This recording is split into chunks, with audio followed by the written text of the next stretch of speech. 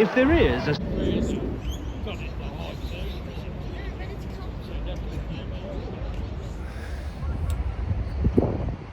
G'day guys, welcome to another episode of My Blue Heaven. Today you find me at the Arden Street Oval in North Melbourne, which is the home base for the North Melbourne Football Club. As you can see behind me, they're training their Thursday session. Brett Ratton, the interim coach at the moment, is taking his players through their last session before they have a game this weekend. Now, this place is unrecognisable to when I remember it from coming here as a youngster, as a opposition supporter, when the Blue Baggers used to come here once a year through the 1970s and the early 1980s. The last ever game played here was in 1985 before they pretty much closed the doors of Arden Street for official games. They still play some VFL games here and some AFLW games.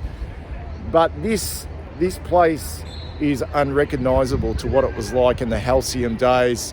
The Kangaroos, obviously a powerhouse in the 1970s, won grand finals in 75, their first ever in the VFL after coming into the competition in 1975, then won another flag in 1977. And as I said, the last ever game here was in 1985 where they took on the Tigers.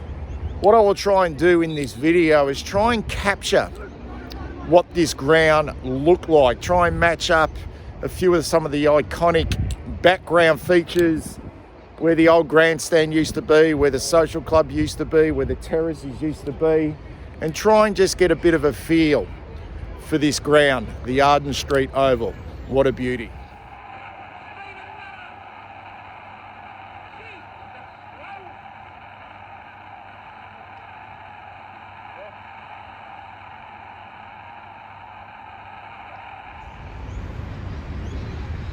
Okay, I'm on the Arden Street side of the ground, and there was a ticket entrance here. And when we came here once a year through the 1970s into the 1980s, this is where we would stand. There were terraces right around here. And we would stand in this forward pocket.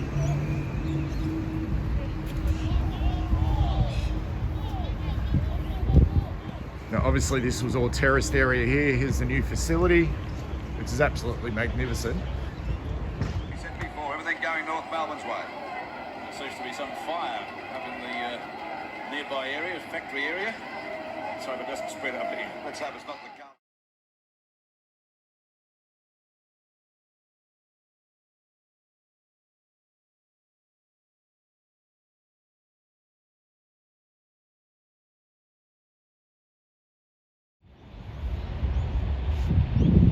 Okay, this is where the grandstand would have been. Now, just coming to the right, around about the half-forward flank, was where the Harold R. Henderson Pavilion was, which was built in 1966, which is no longer here. Demolished, I think, in around about 2009. Interesting fact, the Kangaroos have been at this ground, or North Melbourne have been at this ground.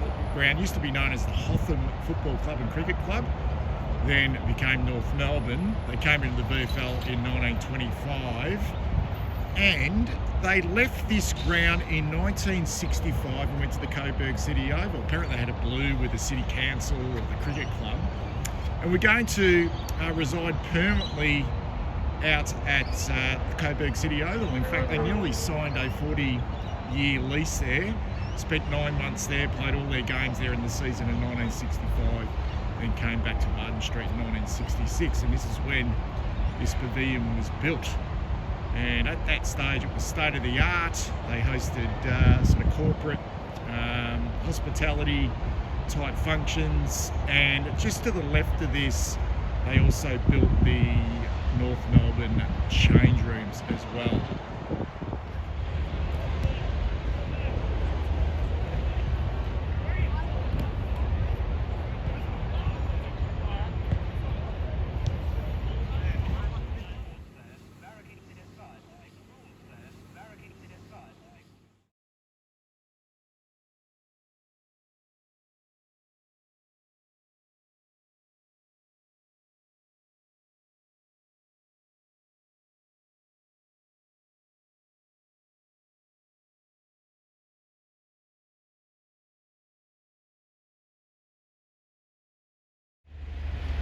This was the front entrance to the North Melbourne Social Club. An administration building ended up being, a little bit later on, once they left here, became the Kangas Pokies.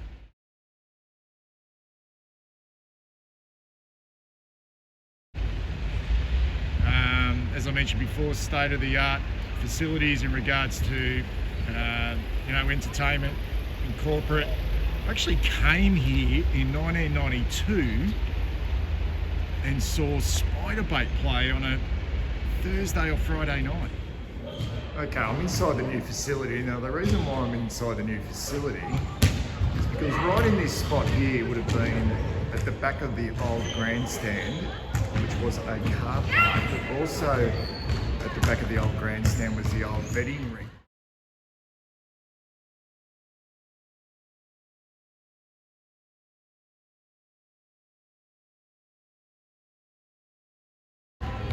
Because Arden Street between 1957 and 1962 was the home of the Melbourne Greyhound Racing Association, and I think it was Monday or Tuesday night, I used to get like 5,000 people here watching greyhounds race around Arden Street Oval. It had a greyhound track, and it was right in this spot here.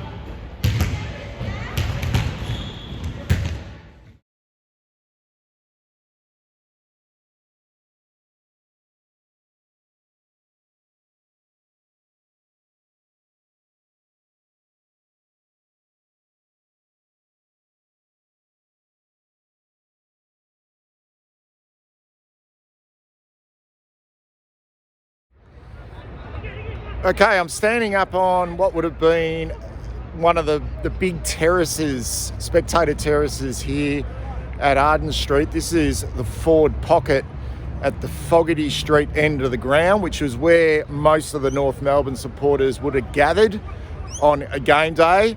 And I'm at the top of this terrace where the old scoreboard would have stood here at Arden Street. Now, the scoreboard, not quite sure when it was demolished, but now it's just landscape gardened area. But yeah, the scoreboard didn't last once the club decided to close the doors to this place in 1985.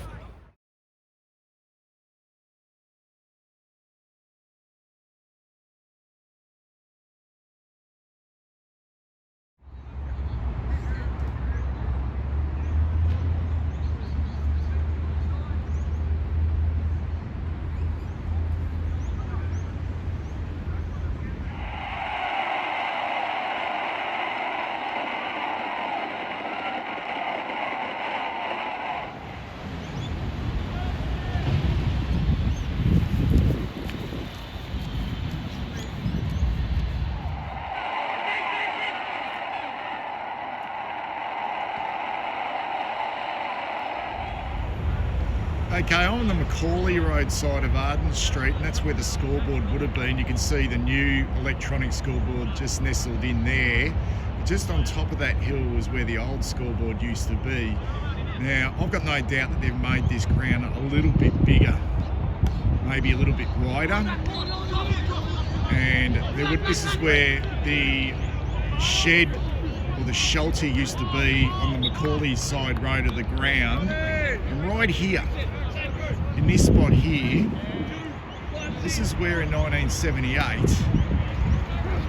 that elephant with the North Melbourne Spectator just trotted along in this area here, in one of the more bizarre pieces of footage that you'd ever see from a game during that period.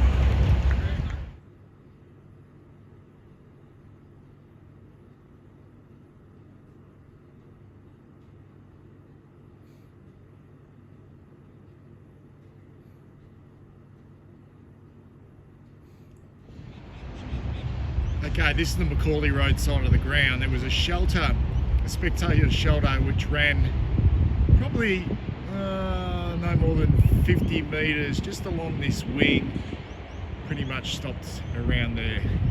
Support from Harms. Still Wayne Harms. Brilliant. Left foot downfield, Fitzpatrick. Balls on a strong one. Dempsey in front. And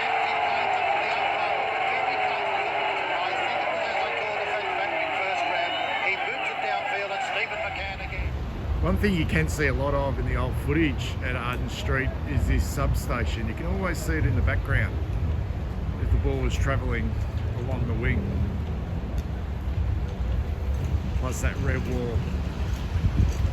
I see some new apartments there that weren't there back in the 70s and 80s, and the old gasometer would have been just somewhere there in the background. Dench after a bit of a run. Oh, crazy. Another old building you can see in the background, usually to the right hand side of that shelter, is this ATCO building here. Always pops up. I reckon it may have been a mechanic back in the 1980s. This is on the Macaulay Road side of Arden Street.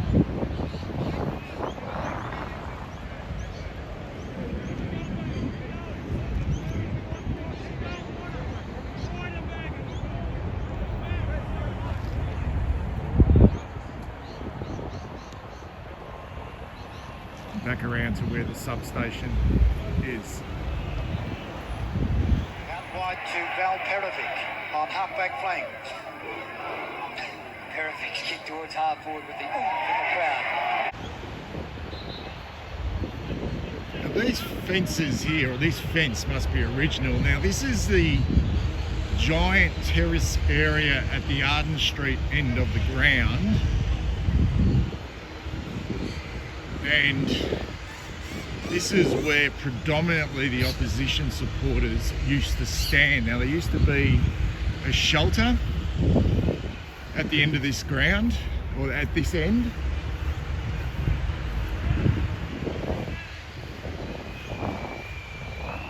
It's obviously all landscaped, and at the back was the old North Melbourne swimming pool, which is still there today. When we come along, look, this is where a lot of opposition supporters used to stand here at Arden Street.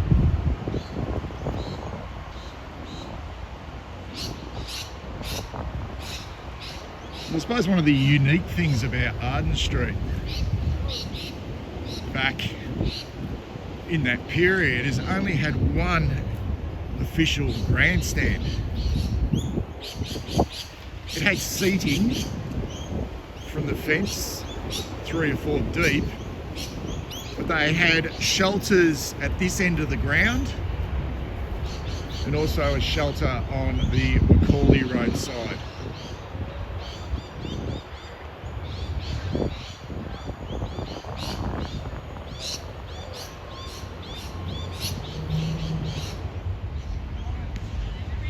There were also big brown fences that ran along the back of this terrace, which had advertising signs on top. 20-8 in the early stages of the game. Keith Gregg holding the ball as he tried to spin turn out of that tackle, but was well grabbed by Wells.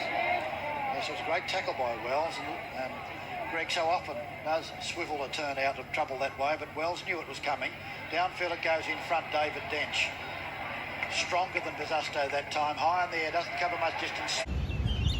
This is my favourite terrace of any of the suburban grounds in Melbourne, here at Arden Street. It looked unreal from the broadcast side when this was packed with opposition supporters, and I reckon there was maybe a sort of a shelter just around here, just a small little one, okay, to the Arden Street end of the ground.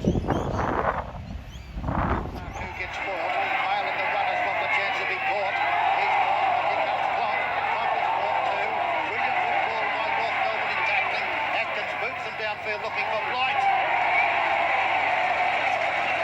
The ubiquitous Mr. Malcolm Blight. He's always here, there and everywhere. And the tighter the match, the more possible it is that Blight will do the impossible. There's 4 points the difference. There's 14 minutes gone in the final term. He's 45 metres.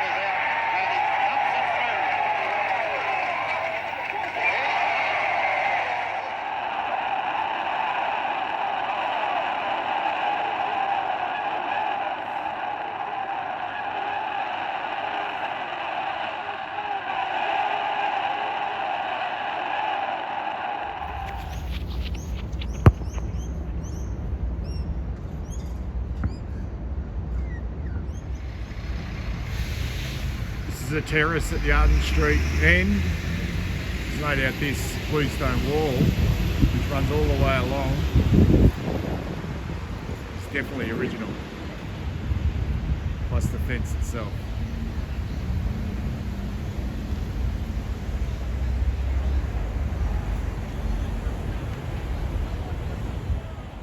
Okay, what I'm going to do, I'm going to reenact 1982. We were at this game. I was here with my mum and dad.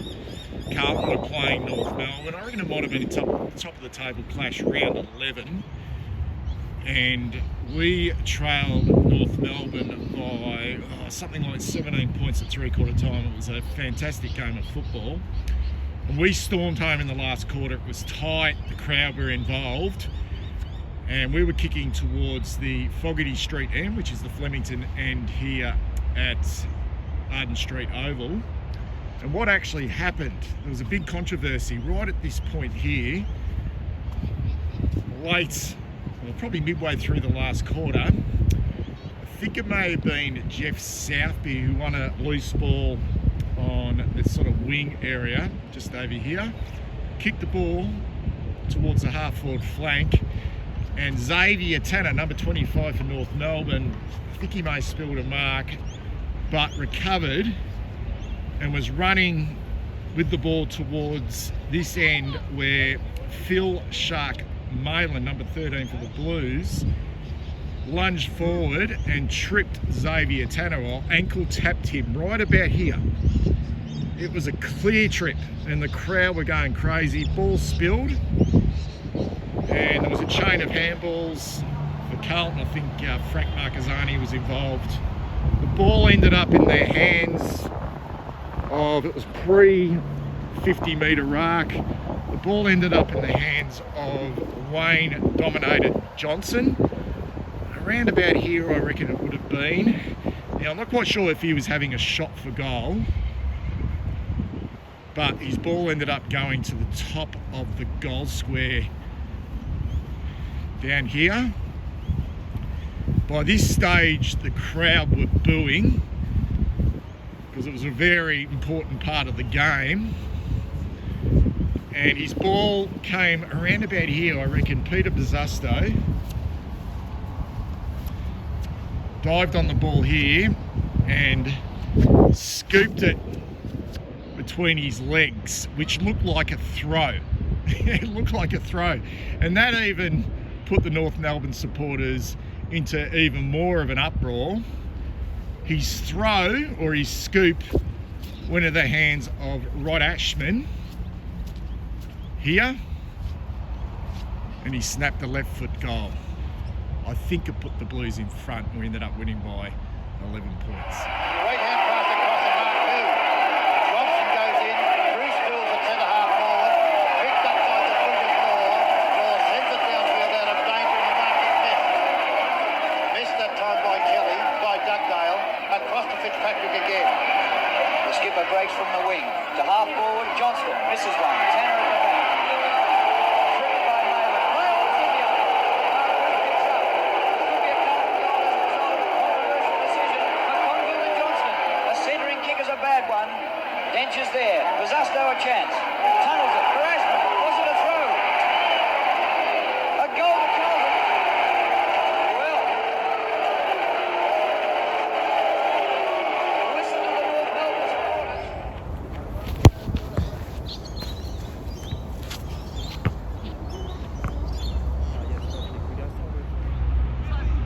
Now in 1982, in a game between Carlton and North Melbourne, Jess Southby in the second quarter kicked the ball out from full back at this end of the ground.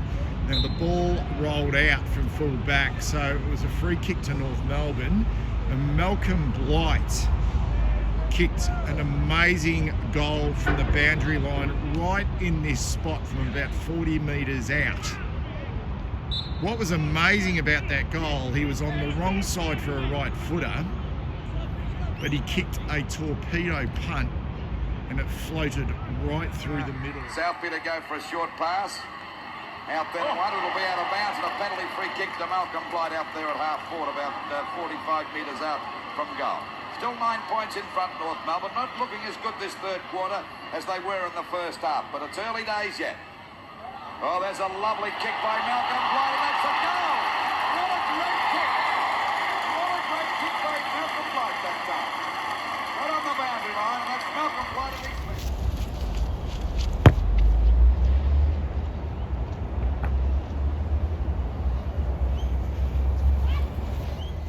When the players are running off in that 1982 game where we came from behind, this is where they were running towards. Would have been the away area in the old grandstand, which were the away rooms, and this is where they all were coming off. Back in those days, when the final siren sounded, the spectators used to jump the fence and actually stream onto the ground and try and touch their heroes on the back as they were coming from the Dempsey again, coming back there to Simmerbush, and there's the siren to win the match. And Carlton 15-15, 105 have defeated North Melbourne. A very thrilling game, 13-18, 96. Well, they'd be pretty disappointed, North Melbourne, after that loss, because, as I mentioned during the commentary, they've led all day until the last 5 minutes when Wayne Johnson broke clear after being well held by Law. And there was a doubtful free kick when Tanner tried to break free. He was grabbed by the foot. The umpire didn't see it. And, of course, the crowd went mad. But North Melbourne actually kicked off from there because they were 4 points in front and got 10 points in front. And I don't think they've got any excuses there. Dempsey coming off the ground very disappointed after playing a great game today. He was best on the ground the first half. Probably a little bit subdued after half-time after we saw that Fitzpatrick was moved into the centre bounces. Okay, I played on this ground maybe 5 or 6 times. A couple of games in the under-19s, one in 1986, and then my last ever game for the under-19s for Carlton was on this ground in 1987 against North Melbourne. We needed to win the game to play finals. North Melbourne were actually sitting on the top. They were the powerhouse of the under-19 competition. And we played them here at Arden Street last game of the year, and we had to win. And unfortunately, they thumped us. And it was my last game. After that, I was given the arse. I must admit, I played pretty poorly that day. In fact, I was terrible. But I did kick a goal. And I have a feeling, it's a long time ago, 1987, but I have a feeling I kicked a goal from around about this spot here on the run.